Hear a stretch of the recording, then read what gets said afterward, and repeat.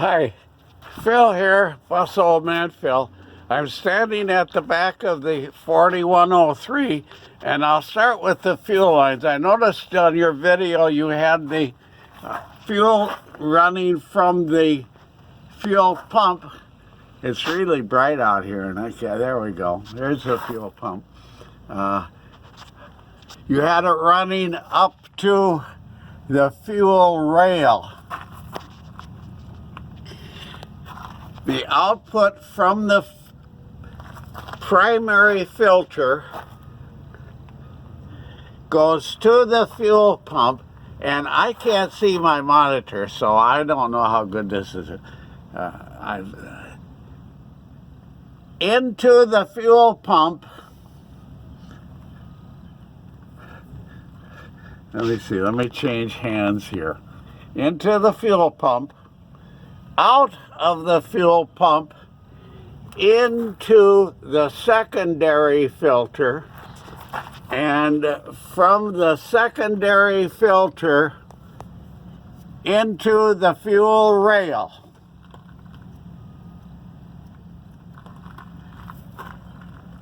The fuel exiting from the rail, you'll notice it's the lower. This is the fuel in, the upper. This is the fuel out, returns back to the tank. That's the first thing. You don't want anything that could occur in the fuel pump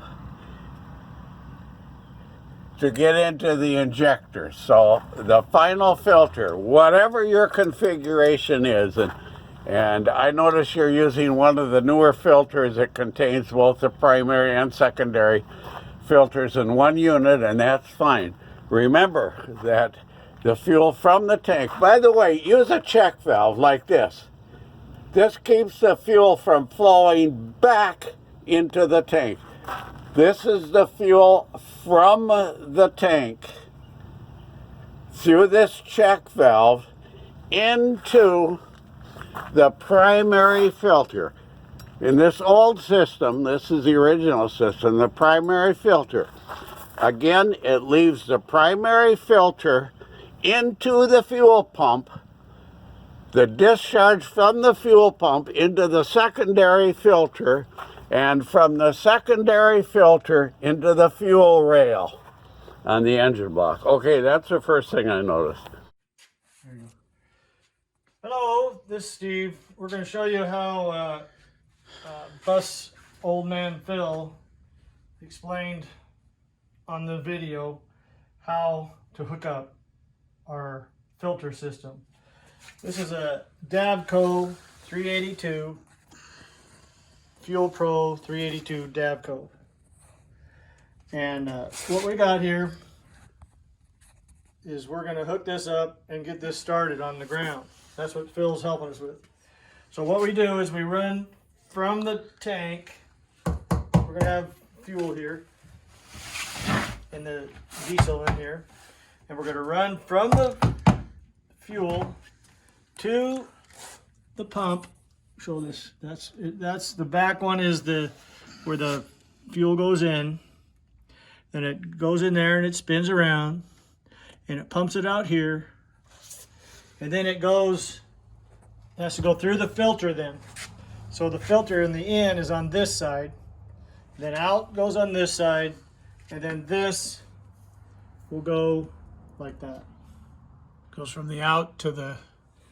So after it goes in through the filter, it goes into the engine, into the rail here, the fuel rail. Then from there, we're going to have to get a line that goes out from here. This is the outgo of the fuel. It goes back into the tank. So it'll go here, to here, to here, to here, to here, to here. And then from here it goes in the engine, and then from here it goes here, and then back to the tank. I hope that is how it is. I think that's it. Pretty simple. Here, to here, to here, to here, to here, to here, to here, to here. Get it? Got it? Go do it. The second thing I noticed was you were inquiring about this. This is an oil line from the engine. I think you can see that way down in there. I'm trying to find it myself. You see it way down in here?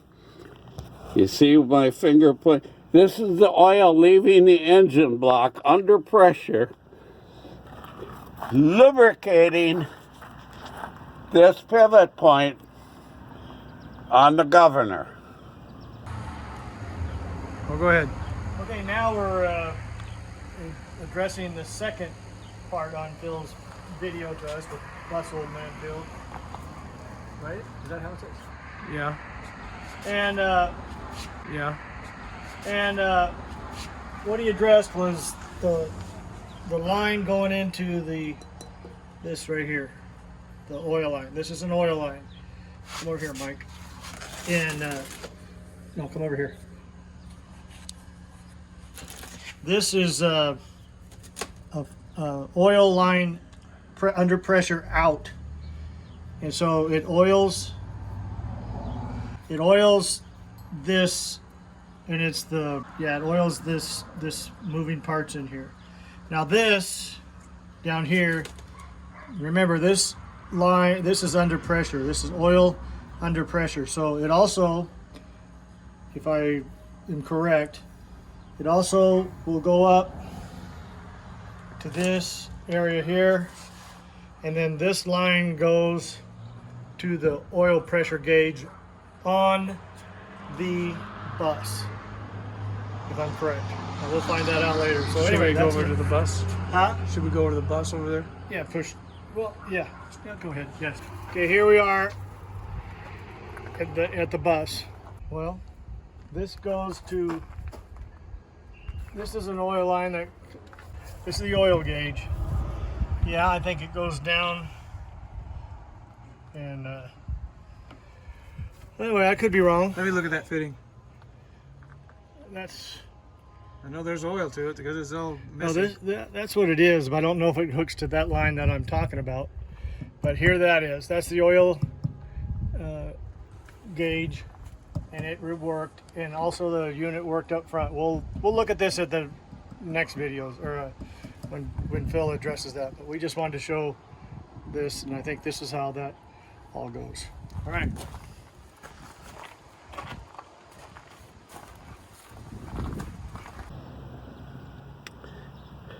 This is the droop adjustment, or the anti-loping adjustment for the engine after the idling is set. Go ahead. Okay, we're just going to address what Phil talked about. A boot. And this is for the lope.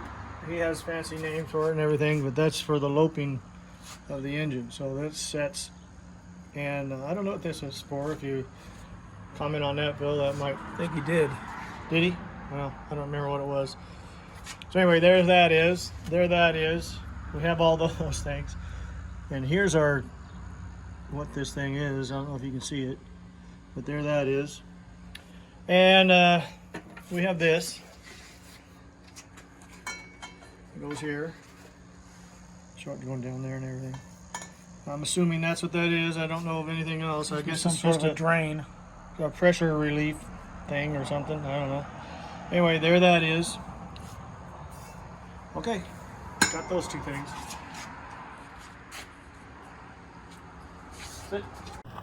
I mentioned last night, and I'll mention again, if you're using an air throttle system, the servo unit mounts somehow on the engine block or somehow on the governor top, and this is an air operated unit that will operate this throttle linkage.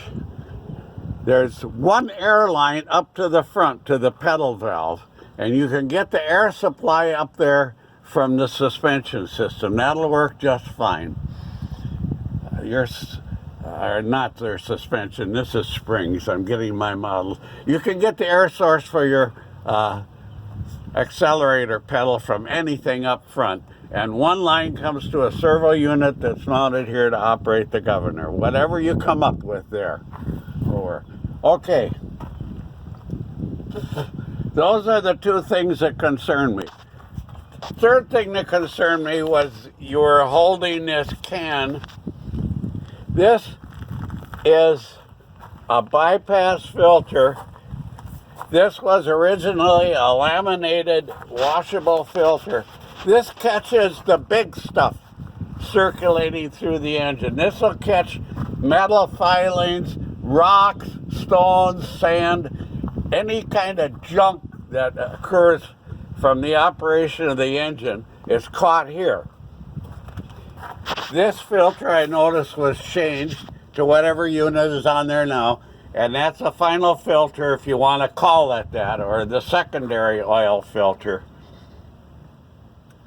So your system there is all right. You don't have this anymore. This whole unit has been changed, so you don't have that anymore.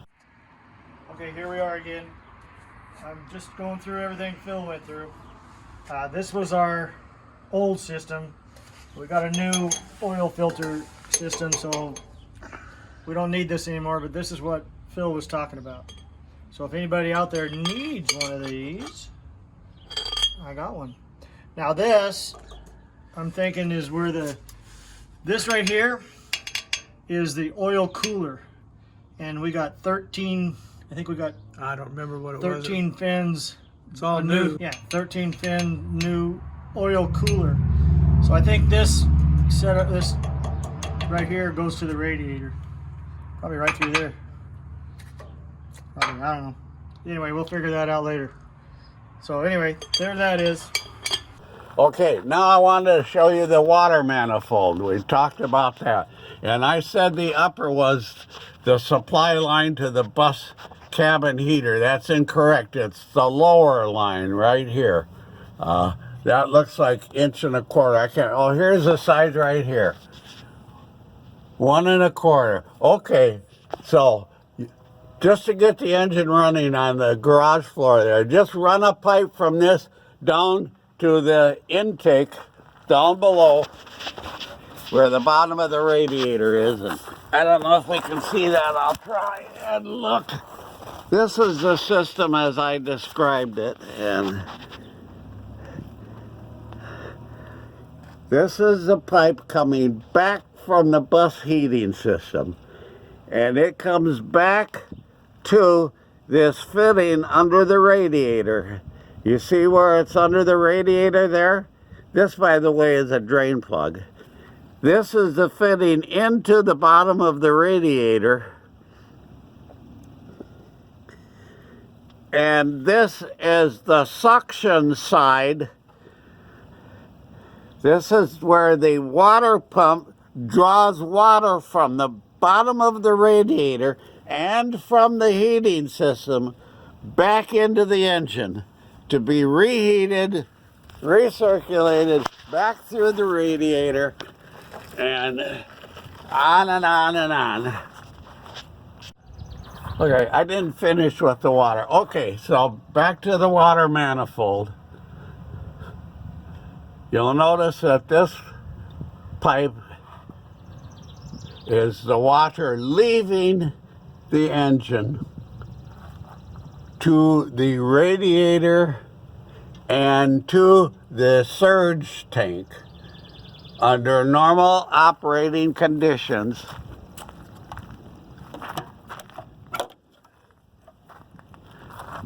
the water in the surge tank, when the engine is cold, should be about 2 inches from the bottom. Water or coolant. I'm going to call it water, and I'm going to call it coolant, and I'll interchange, but they mean the same thing. Okay? Okay, now we're going to address what Phil just addressed on that section we just watched. And he crawled underneath, and he's showing us the connections to the radiator from the engine, from the bus. We are not hooking this up to the bus when we start it. So we're going to be starting it here on the garage floor. In the cradle. In the cradle, yes. So Phil explained how the water from the water jet, is that what he called it, a water jet? Anyway, this top part will go into the radiator. This part will go into the bottom of the radiator because we're starting it. We're going to be putting the radiator here, but we're starting this on the floor here. So normally, come over here and so you can see it real good. Normally, this goes out of here into the bus, goes for the heating system, through the bus, comes back, and goes in to the radiator down below. So what we're doing, and Phil, if you watch this, you can correct me if I'm wrong. What we're doing is we're going to just hose this down here somehow or connect it down to the bottom of the radiator. So this goes to the top of the radiator, boop. This goes to the bottom of the radiator, boop. And this right here, Phil, we got it all hooked up already. And as you know, and this goes into feed the, cool the water, well, I guess, goes into the water pump. And then down here, we have the connection, and Mike buffed and shined this all out. I know that you love that, Phil. And that goes for the connection to the radiator. So we'll be getting all that together. And here's the hole it goes through to the radiator. So there's that. Now I'll come over, we'll look at the radiator. You want to get a picture of this?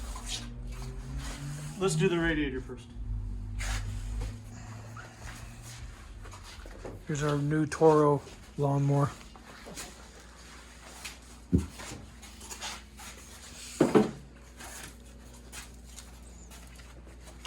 So here's our radiator. This, we had the whole core redone. It's brand new core. You can watch that on one of our videos and see how we did it. And We added some tube rows. and we redid the whole thing. It's brand new. It's brand new. It's been gone through completely. So it's brand new. Has more cooling power because we wanted to do that because of the turbo. So anyway, that top piece that I was talking about goes in here.